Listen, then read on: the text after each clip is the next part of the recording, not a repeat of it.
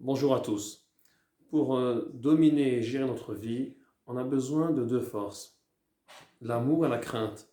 Ça veut dire qu'on a besoin d'un côté se donner euh, pour la situation devant nous, d'autre côté savoir prendre une distance. Comme ça on arrive à dominer, à nager, ou plutôt voler dans la réalité et la dominer d'en haut.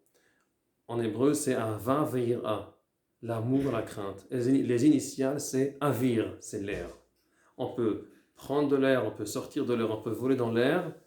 C'est toujours, on est un peu là-dedans, on est un peu au-dessus. La colombe qui arrive vers Noir, elle porte dans sa bouche euh, une petite feuille d'un arbre d'olive, d'un olivier. Elle veut dire en fait, elle veut dire une chose. Je préfère avoir mon manger, mes besoins, mais être indépendante, même que c'est un manger qui est amer, c'est une feuille d'olivier qui est amère, que le contraire, recevoir des choses, du manger qui est comme le dvache, comme le miel, mais je ne suis pas indépendante. Alors il y a une déclaration d'indépendance de la colombe. Elle veut dire je préfère le côté amer mais indépendant. Et en fait, ça répare le péché de Adam Arishon.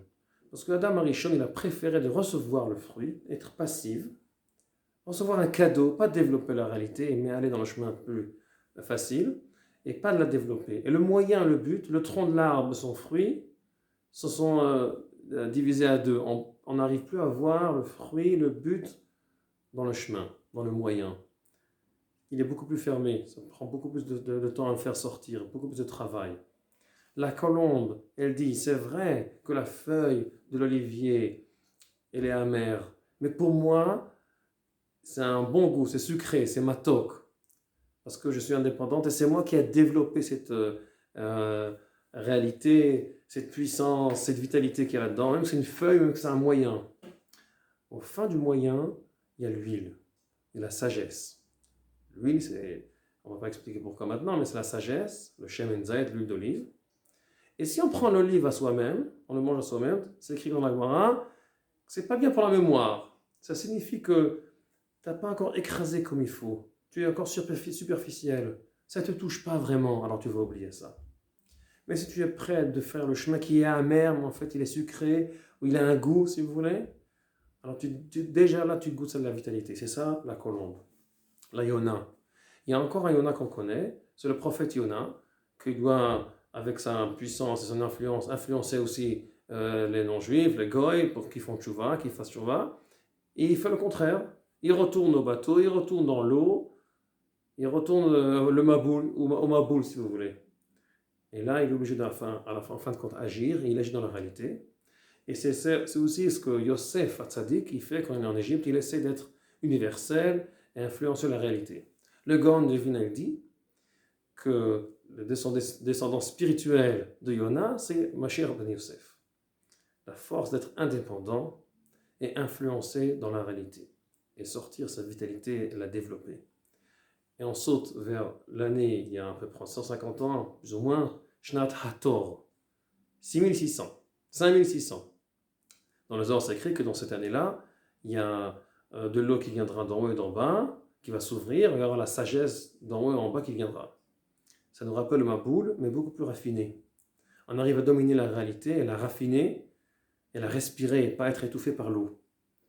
Et c'est Shnat HaTor, ça s'appelle Hey Alafim, 5600 Tor. Le Tor, c'est le pigeon, c'est la colombe, c'est la même chose. C'est le même mot, une autre sorte de colombe. Alors on a Yona qui déclare l'indépendance. Il y a Yona ben Amitai le prophète qu'à la fin il fait ce qu'il doit, il sort de l'eau pour influencer. À la fin c'est Shnat HaTor, notre époque maintenant, qui signifie la colombe, le pigeon, qui répare le péché de Adam Arishon, et il arrive à raffiner l'eau et faire sortir la sagesse technologique qui commence il y a 150 ans, plus ou moins, et la sagesse intérieure qui vient d'en haut. C'est comme le Maboul, mais beaucoup plus raffiné.